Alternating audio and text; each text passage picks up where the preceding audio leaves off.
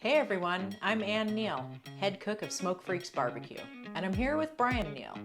Together, we're the Smoke Freaks and the BBQ Pro Shop factory team. All right, next up is Thriller from Flaps 20. Now this one is a little bit different from some of the other seasonings that we've talked about in terms of brisket. Yeah, 4134 flavor profile, so not a lot of sweetness in this, in fact barely any, but plenty of salt to get the flavor train moving. And what I really appreciated about this is that back end kick.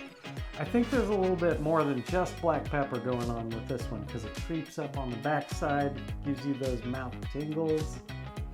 I think there's a little something else going on too, and that's why I'd kind of call this one part classic, part complex.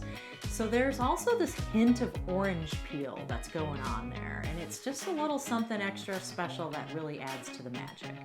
Yep, good stuff. Now, what else is it good on? For sure, steak and brisket, but we had it on pork chop that was out of this world, so I recommend you try it there.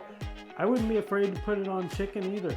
Yeah, for sure. And you know, I'd even call this a red all-purpose seasoning, making it pretty much awesome on just about everything. Flaps 20, the Thriller.